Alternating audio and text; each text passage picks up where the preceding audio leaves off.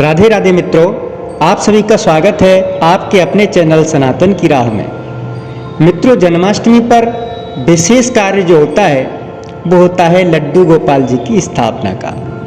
कुछ मित्र, मेरी माताएं बहनें ये सोच रही होंगी कि अब की बार घर में लड्डू गोपाल जी को विराजमान करेंगे। बिल्कुल करिएगा, बहुत शुभ है। लेकिन यदि आप उनकी स्थापना करना चाहते हैं तो कुछ विशेष बातें हैं, उनका ध्यान रखना आपके लिए आवश्यक है। क्योंकि लड्डू गोपाल जी की सेवा एक छोटे बच्चे की तरह की जाती है, गलती नहीं होनी चाहिए। वो बातें क्या हैं जो आपको ध्यान रखने के लिए आवश्यक हैं, वो मैं आपको बताने जा रहा हूँ। दोस्तों, श्रीमद् भागवत महापुराण के अनुसार भगवान श्री कृष्ण का जन्म भाद्रपद कृष्ण अष्टमी तिथि की मध्य रात्रि में रोहिणी नक्षत्र में हुआ था। इसलिए जन्माष्टमी में मध्य रात्रि के समय की जाने वाली पूजा का सबसे अधिक महत्व है। अब की बार एक योग बन रहा है निशीत काल का, जो 12:03 से रात 12:47 तक निशीत काल रहेगा। यानी कुल 44 मिनट तक का समय है, जो श्री कृष्ण के भक्तों के लिए सबसे ज़्यादा खास है। इस समय लड्डू गोपाल कन्हैया जी का श्रृंगार करके उनकी विधिवत पूजा करेंगे। आपने पूजा कर ली, लड्डू गोपाल को अपने घर में विराजमान कर लिया। अब आगे आपको क्या ध्यान रखना है वो आप ध्यान से सुने। क्या आप जानते हैं कि यदि आपके घर में लड्डू गोपाल जी हैं तो आपको कुछ बातों का विशेष ध्यान रखना होता है। यदि आपको इस बारे में जानकारी नहीं है तो आज हम आपको उन 16 नियमों के बारे में बता रहे हैं जिन बातों का विशेष ध्यान रखना अति आवश्यक होता है। सबसे पहले तो ये बात मन में बिठाना बहुत आवश्यक है कि जिस भी घर में लड्डू गोपाल जी का प्रवेश हो जाता है वह घर लड्डू गोपाल जी का हो जाता है। इसलिए मेरा घर का जो भाव मन में आपके बसा हुआ है वो समाप्त हो जाना चाहिए, क्योंकि अब वह घर लड्डू गोपाल जी का है और लड्डू गोपाल जी आपके हैं। ये भाव मन में बना लीजिए। दूसरी विशेष बात यह है कि लड्डू गोपाल जी अब आपके परिवार के सदस्य हैं। सत्य तो यह है कि अब आपका परिवार लड्डू गोपाल जी का परिवार है।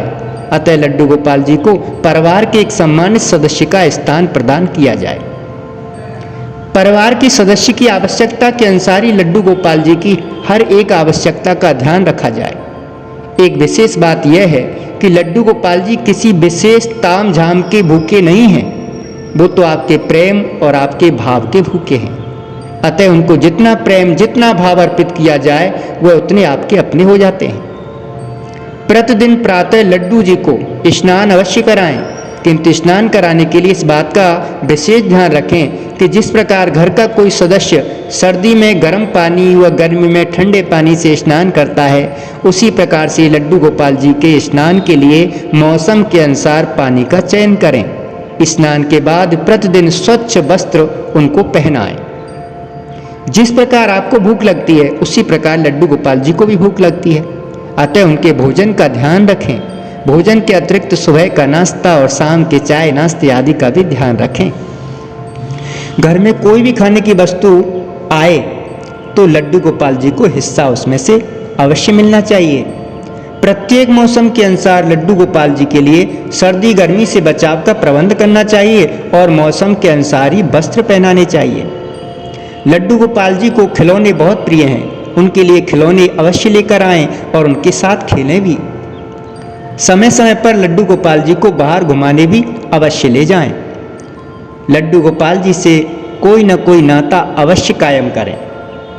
मित्र का, भाई का, पुत्र का, गुरु का, कोई भी नाता हो जो आपको अच्छा लगे वो लड्डू गोपाल जी से बनाएं, उसको प्रेम और निष्ठा से निभाएं। अपने लड्डू गोपाल जी को कोई प्यारा सा नाम अवश्य दें जो आपको प्रिय लगे। लड्डू गोपाल से प्रेम पूर्वक बात करें, अपने मन की बात करें, उनके साथ खेलें, उनसे दुख और सुख अपना बतियाएं। प्रतिदिन रात्रि में लड्डू गोपाल जी को शयन अवश्य कराएं। जिस प्रकार एक छोटे बालक को प्रेम से सुलाते हैं उसी प्रकार से उनको भी सुलाएं, थपथपाएं, लोरियां सुनाएं। प्रतिदिन प्रातः प्रेम पूर्वक पुकार कर उनको जगाएं। किसी भी घर में प्रवेश के साथ ही लड्डू गोपाल जी में प्राण प्रतिष्ठा हो जाती है, इसलिए उनको मात्र प्रतिमा न समझकर घर के एक सदस्य के रूप में ही उनके साथ व्यवहार करें।